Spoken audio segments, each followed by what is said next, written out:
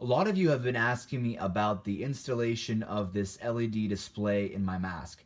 It's actually really easy, and today I'll be showing you how it's done.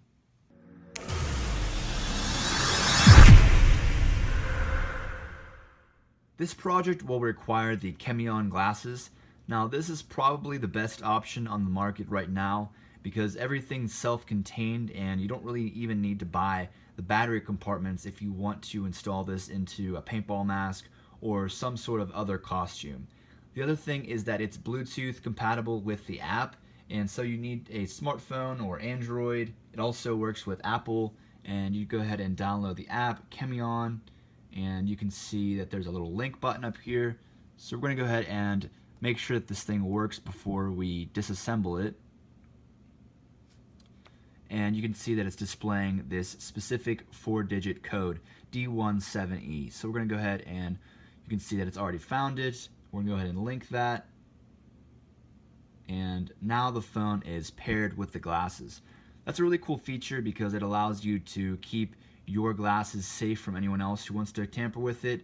It has to be in this search mode.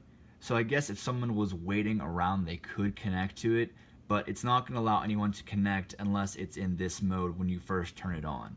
So you can see another cool effect is this equalizer. So as I'm talking, it'll actually display the voice fluctuation. I thought that was a really neat effect. And if you want to go and create your own different display, you can go into the creator, and so you're seeing how it's copying what I have on the screen. So we're just going to go back here, and we don't want to save that because that's just junk. And then there's also the ability to go and there's like a little network that you can connect via Facebook, and it will link you with a bunch of other creators who have different things for you to check out. So another thing is the thermal lens. This is what I'm going to be installing the electronics into. The best thing about this is that it's 2 layers, so you actually would be sliding the board in between the 2 layers, and then you want to rewire everything back into the mask so that it's a nice compact package. So another thing that I'll show you is how I reuse the battery compartments from the original Chemion glasses and just install them into the mask. It's really easy. You might be able to do it depending on the mask that you're using. I'll take you step by step how I did this.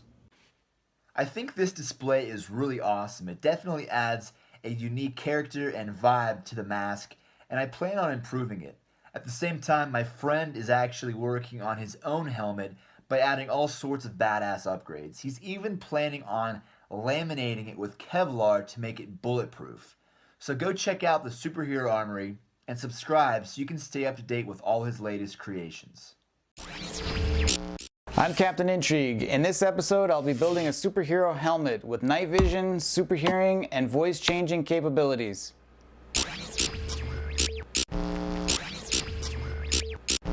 So here's a sneak peek at the helmet. These are the night vision goggles that I built in a previous episode. This is the microphone for the voice changer. And these are my homemade super hearing headphones, which will be on both sides.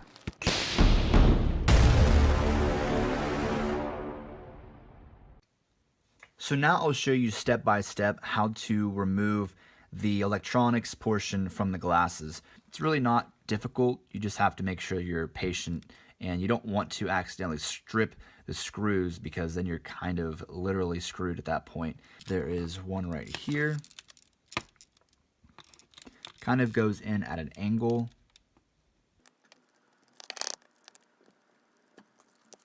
And then there's another one here on the side.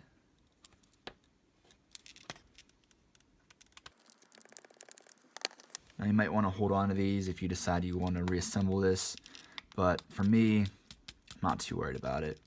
Then you're going to have these 2 little clips here. That's kind of just holding this thing in place. Now, you might need a small screwdriver to sort of pry that apart. You might actually damage the plastic, but I don't plan on reassembling this thing. So this is kind of like your point of no return. So you can see those really thin cables in there. That doesn't really matter because you're not going to be connecting that. That's just kind of annoying. We're going to be getting some stronger wires, just salvaging them from a other adapter that you could just probably find in your house. But you can see those two wires there. You kind of want to just slide it forward and then turn.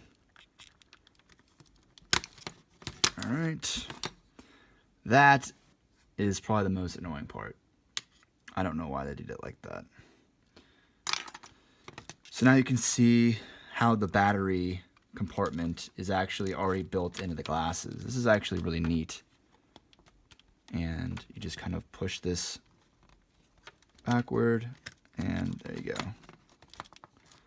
You may want to desolder this at this point.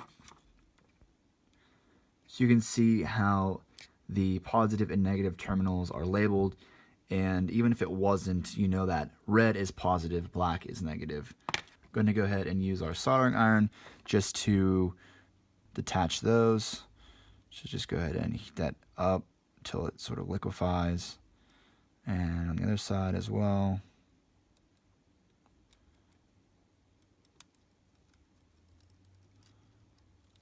And there you go. Now, in hindsight, I should have removed the battery before doing that. Now we're going to make sure that we first remove the battery, and then just do the same. You're going to want to angle this, remember. Make sure that you have enough downward pressure so that you don't strip the screw. Okay. You may want to use the flathead screwdriver to sort of pry this. I mean, this is by far the most annoying part of the entire build. Yeah, I know it looks really ugly, but it's just how it's got to be. And then we're going to just desolder these two wires. So go ahead and just lift this up here. This is pretty much just held in with friction.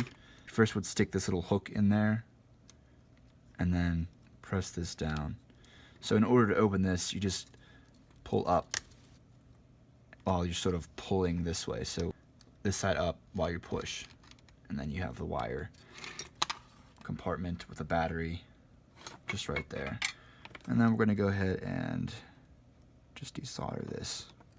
And like I said, we're not going to be using these little ribbon cables because they are work of the devil. It's just the most inconvenient thing, and if that would even just break by making a crease, like if you were to bend that, and it wouldn't work. Like, they're the most annoying thing.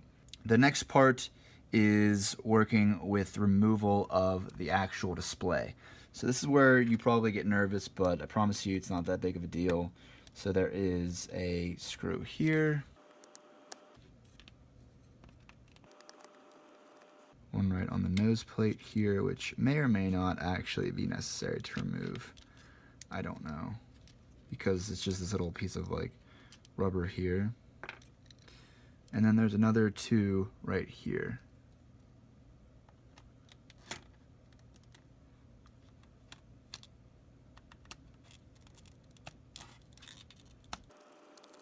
Okay. And then now that we've already disassembled the batteries, it really doesn't matter. You can remove these. So there's two more screws on the top and bottom of the little hinge. You'll notice these ones are a little bit longer than the other screws.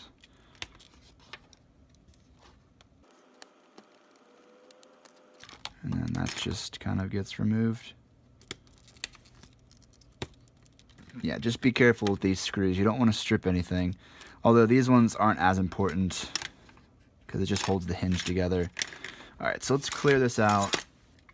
You can see how thin those wires are. This is why it gets a little bit annoying. But like I said, these don't matter because you're going to be soldering a much stronger connection to the board, and you don't need to worry about any sort of flexion in the actual piece. Everything is pretty much housed in between these two pieces. Alright, so that's one piece, and you can see that's actually what is holding this thing in place. And there's a screw there and a screw there. Alright, so now we have some gloves on, and I'm gonna go ahead and remove the display. Remember, you want to be very careful at this point. And you can see how it's just already lifting right off of the platform, and the wires just kind of comes out right there. And the other one right here. Again, make sure that you're very careful of this part. You don't want to slip and then stab and scratch any of the LEDs. So just be very gentle, no big deal. And there is your board. We'll just go ahead and rest it on that piece right there.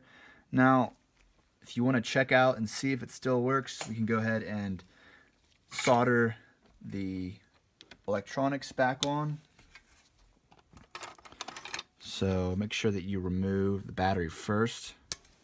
I really don't care about connecting it back to this, so I'm going to now remove the actual connections. You can see the positive and the negative still on there. The positive is at the top, the negative's on the bottom. It even says bat plus, bat negative. So really, really simple. All right, and desolder this. To desolder something, you just need a soldering iron. You do basically lay it on there until it looks like it gets liquefied, and you can tell it'll just sink right in. Okay, and then you just want to do it to the other side while it's still sort of molten. And I'll go ahead and just kind of show you. Now notice that these are both still separated. You don't want to accidentally have the solder transfer over onto the positive side, otherwise it's not going to work.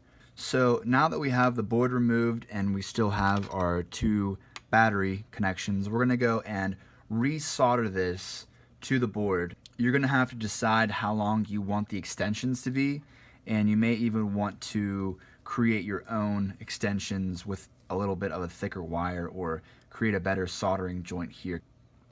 So you just go ahead and heat up that solder, and it connects right to the board. And then with this wire, same thing. Heat up the solder on the actual piece of wire, and then just dab it onto the board. Same with this one. Now this soldering board is at 400 degrees, so it heats up pretty quickly.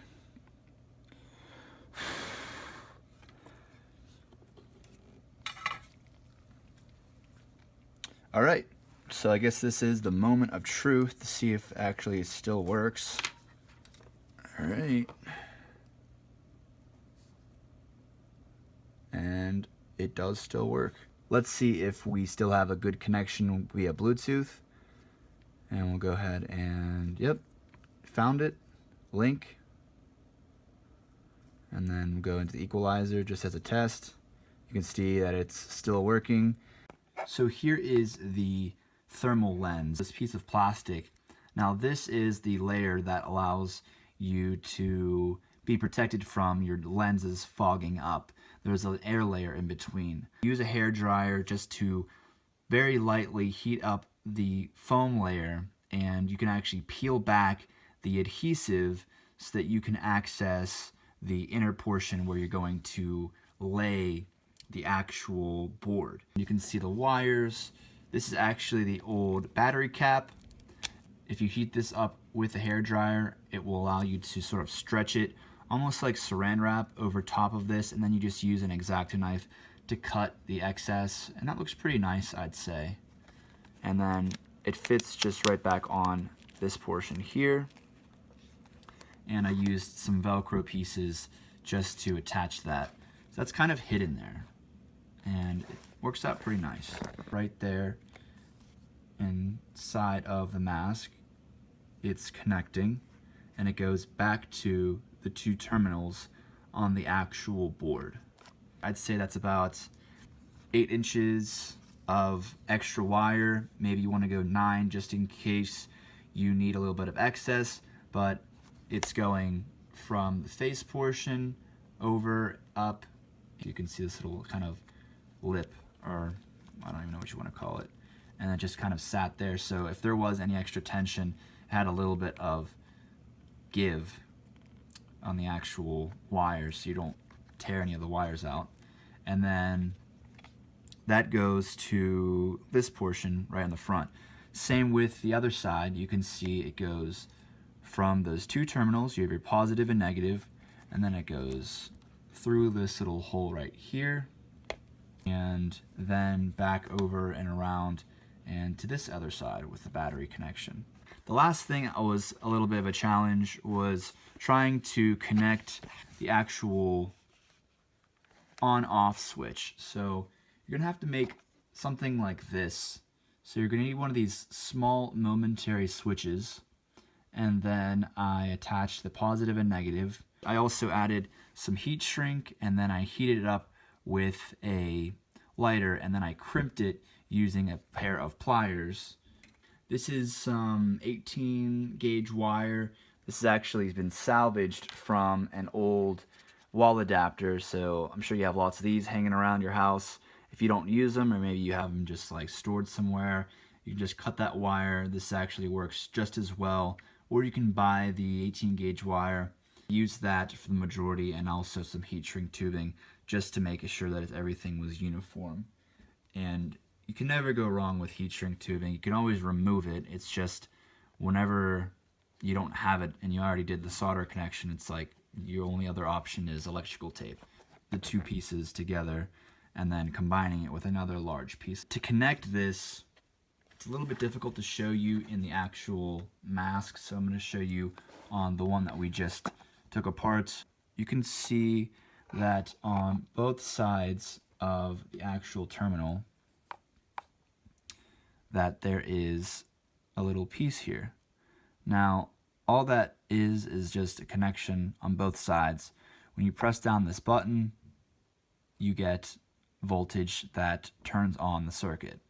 So all you need to do is connect a wire to the top and bottom portion right there. I don't see any other way to turn it on while it's inside of the actual mask, the thermal lens. But it's honestly not very difficult, and I can try and show you where I've done it on mine. So you can see that there is a wire attached here and here, and then that's going back, threading through this portion, and then it's just going to connect to the actual button here. And then you can see when you hold that in, the display goes on. And when you hold it again, it turns off. So the wires are actually traveling through this little groove here. There's like a little hole. I don't know if that's easy to see. I'll try and focus on that, but there's a hole right here, and the rest just goes into this little pocket. Now, I've already explained that. The part that you're probably wondering is, where does the wire go? So right here, you can see it's connected to the board. It's going back into the mask and then back through that hole that I just showed you. It's on both sides. Same thing here with the wires going back across, kind of like sunglasses almost. It's going over the ear and right back there. Okay? And then there is this wire that just goes into this hole and just lays right on top of there, and you can just jam it into that little groove. And to close this thing up, you just would push these pieces back in, and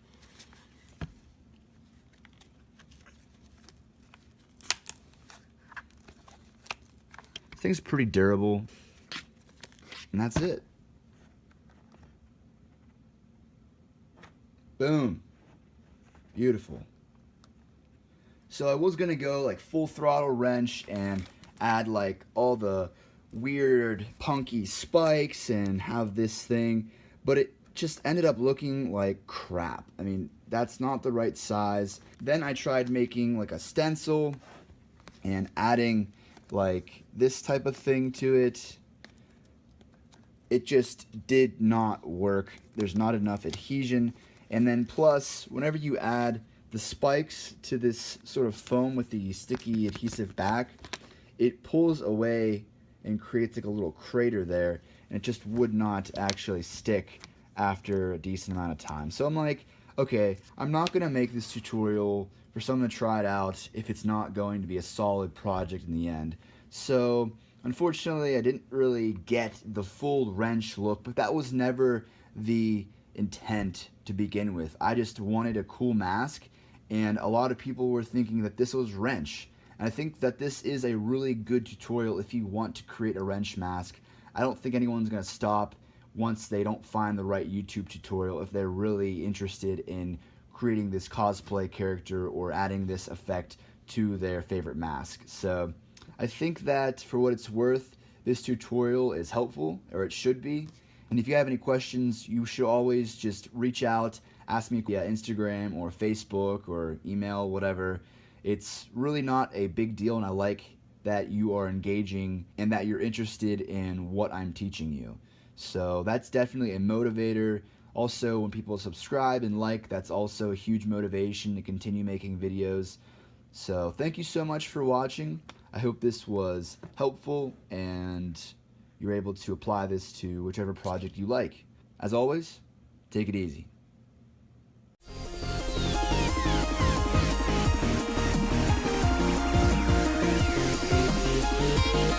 back.